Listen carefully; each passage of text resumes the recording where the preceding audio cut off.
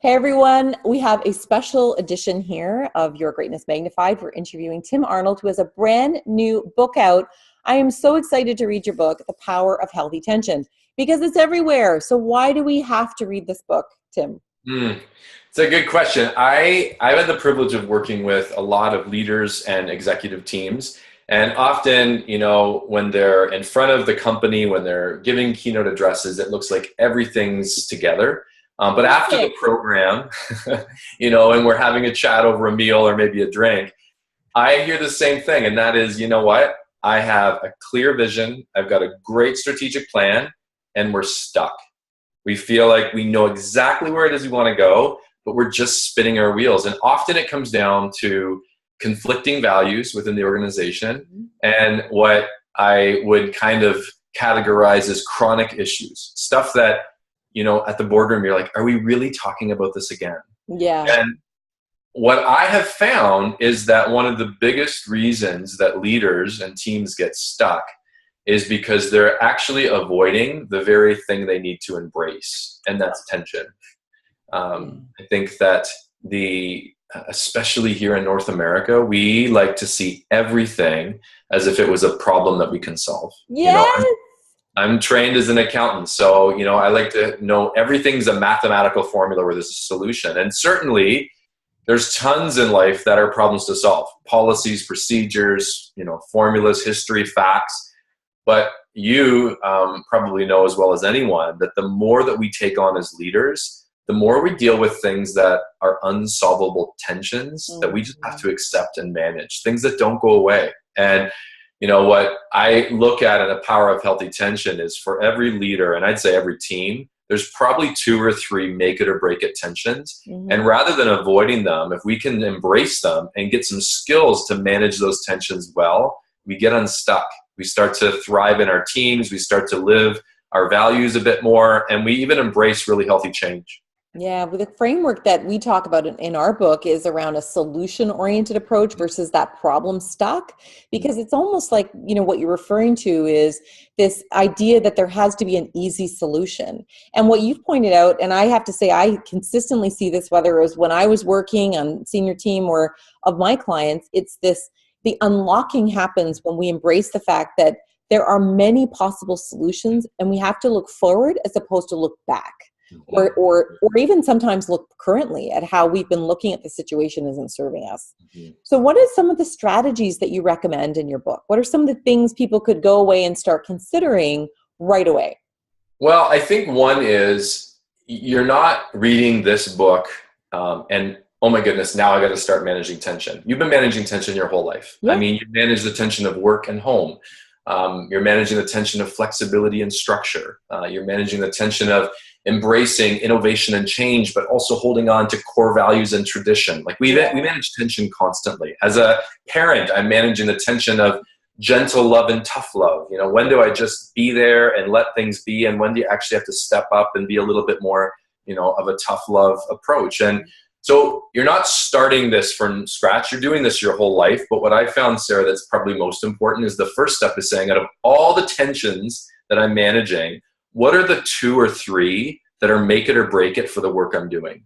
And it may be, as a leader, I have to do a better job of managing, being on one hand, really kind of diplomatic and relational, but also I need to be a bit more tactful, candid and truthful, and be better at managing that. Or maybe, in the organization that I'm working with, I've got to, certainly do a better job of empowerment, but I got to do that by also holding on to responsibility and control. And again, everyone I work with, it's different. But saying out of all the tensions out there, what's the 1 or 2 that I just need to keep my eye on? Because when I manage that tension well, everything works. Yeah. And usually when I'm sitting back going, what is wrong right now? It's because one of those key tensions, we're just not managing it well. That we're looking at one side of it or the downsides of one of those sides of the tension. Yeah. I say that a lot of times in our organizations, we feel like a grandfather clock, and that we're swinging this way and it feels good, but then we know that we're just going to go back to where we started. And we don't have to live that way. We actually can live in a world where things aren't always either or, but are actually both and. We can live in the upsides of the positive of both embracing change and holding on to your tradition, being super flexible and nimble, but also having a structure that gives us confidence and clarity. We can live in that world. Really, this is the roadmap to not only healthier relationships, but also of being able to have sustainable businesses, whether you're not for profit right through to large multinational corporations. Because let's face it, like all of these things, all of these examples that you've provided are tensions that I think every person watching this video can relate to. Even if they're frontline folks, that they can probably see the evidence when somebody is on one side of a tension as opposed to balancing both. Yeah. So, Give an example of that. I had a chapter in my life where I was running a homeless shelter. So I was running a 40-bed homeless shelter, usually about 30 or 40 former residents in the building at the same time and 60 or 70 volunteers. And we as a staff said we wanted to be about fairness. That was our core value. And everyone agreed. But what was interesting was, although we all agreed as a staff we wanted to be fair, we were incredibly polarized in what we thought that meant. Because to our frontline staff, fairness meant consistency. Fairness meant that no one's treated differently. These are the rules. We don't have favoritism. We're safe and secure. And if we're not fair / consistent, there's chaos and confusion. But then you talk to our coaches who work with everybody one-on-one, and they're like, oh, no. Fairness isn't that everyone gets the same thing. It's that everyone gets what they need. And I know everyone's story, and everyone's story is different, and everyone's ability level is different. And what's right for you may not even be possible for you. So fairness is actually about individuality. And what we realized was, as a team, having a beautiful poster on the wall that said fairness wasn't very helpful. What was incredibly helpful was for our team to say, gang, we will never live out this value that we all share unless, on one hand, we can embrace consistency while at the same time understanding and valuing individuality. And when we can live in that tension, we'll actually start to walk our talk. Well, once we got our head around that, we're like, oh, so we're not even that far apart. We felt so polarized. It's like, no, our job isn't to vilify each other. It's to realize that we want to take on this tension and manage it well. Yeah. And that really, and I'm sure in the service work that you and the rest of your amazing team have done, it's like, and if we could do this well, if we can role model, imagine how people who are dealing with pretty tough stuff in their life, how they're going to be better able to manage the tensions in their life because, of course, recovery and getting through homelessness. There's just layers and layers of tension. We would even say, like, I was raised in a household where you avoided tension. You said, you know what, if I start to feel tension at the dinner table, like, shut that conversation down. And I'd say to my team, gang, we don't see the beautiful outcomes of lives changed unless we embrace tension. Unless we say as a team, it'd be easier to ignore it, or it'd be easier just to focus hang out with people who share my point of view. But unless we can say, hey, we're going to really lean into this idea of being both, consistent and treating people as individuals. The more we lean into that, the more that we will actually start to see our vision lived out. And that's powerful. That you're able to embrace greatness within each member of the team, within each client. Well, that's a great comment, because what happens is when you see everything as a problem to be solved, it means that, well, if I'm more of a consistency person, everyone else is wrong. Right. You're wrong and I'm right. So I need to have you kind of move to my point of view. But once you realize that, oh, no, maybe it's a right and a right. That consistency and individuality, for example, are both right. And even though, I work with you, Sarah, and you're kind of my opposite. You see the world, you see kind of the day-to-day in our organization differently. I want to embrace that in you. I want to say, hey, you see things differently than me, but man, I need that perspective. That is the greatness, that if I don't get that from you, I may not ever see that. Right. And it takes someone that can almost be that person who drives you crazy to being that person, like, I so need your perspective. Yeah.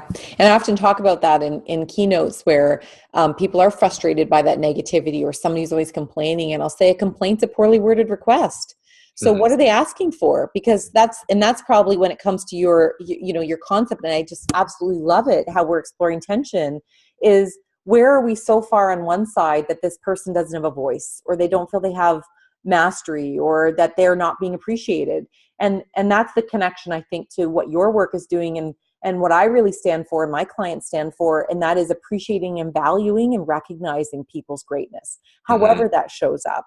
So, I guess what's, to close out, what's one suggestion you would have in people embracing healthy tension so that they can better recognize the greatness that is all around them, whether it's the person who's complaining and negative or the person who's struggling, right to the person who's the highest performer? Any advice? You know what? I probably would say, I mentioned earlier that we can easily just surround ourselves by people who share our point of view, not just in the workplace, on social media. I like things on Facebook, so I see more of those points of view. I watch the news source that kind of affirms my point of view. And ultimately, we start to get so clear that our point of view is right, that if we have anything that challenges it, we resist it.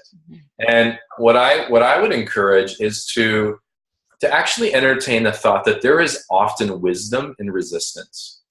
If I'm talking with you and you're resisting something I'm saying, that's not that you're saying I'm wrong. It's that potentially you're just seeing more of the picture. I use in my mind, the analogy of the iceberg, and that what I see is the tip of the iceberg. And I need to be confident in that, but I also need the humility to know that there's probably tons under the surface that I'm not seeing. And when you start to, I think this is kind of linked to, your life mission around greatness. Once I feel resistance potentially to my point of view, rather than push to say, oh, no, you just don't get it, and you just are missing the point. It's like, wow, where's the wisdom in that resistance? Where's the greatness in that resistance? Yeah, absolutely. And meeting people and honoring where they're at, particularly when they know that you're not perhaps believing that, or that's not your normal point of view, and that you're willing to consider another one, or that you are able to see their greatness even if you agree to disagree.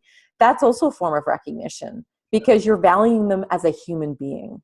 A human being with critical thinking, with different perspectives, and that's perfectly okay.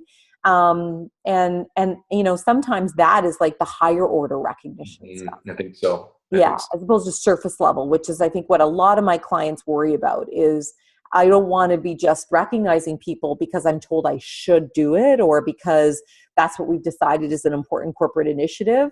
What we're talking about here is when you can see differences and you can value that there's going to be unique perspectives by just simply asking for different perspectives, by listening to people, by being really present, then it's a way of showing up in the world that says you have so much value to offer. Whether we, at the end of this conversation or working term together, we agree or don't agree, that's not what matters. It's the fact that we both showed up and we both appreciate what we contribute. I think that's powerful. Cool. Awesome. I cannot wait to read your book. It's due out, I think, any day now. So I'm going to be the first one. It's already on Amazon, thepowerofhealthytension.com, or The Power of Healthy, and it's on Amazon, Canada and the US. Awesome. That's so good. And we're going to make sure that we put a link in there so that people can easily find it too. Thank you for doing what you're doing in the world. Goodness knows, with all the challenges we're seeing, we need to embrace this from a social responsibility standpoint, not just in organizations and not just in families and spiritual communities and so forth, but also just all of the things that we're seeing. So thank you for what you're doing. And thank you for putting a book out in the world, even though your parents are probably like, oh my gosh, he's writing about tension. We don't do tension. Exactly. Did they learn nothing? They learned nothing from us shutting down these conversations. Yeah. Right. No, they'll be proud of you. And I bet you they're going to read it and they're going to be go, oh. Well, they're coming to the book launch, so I'll let you know. Yeah. Okay. Sounds good. Let us put it in the comment section. So all right. I'll let you know how that goes. On the inside scoop. Yeah. Thanks for the opportunity to talk about this. Totally my pleasure. Take care. Take care.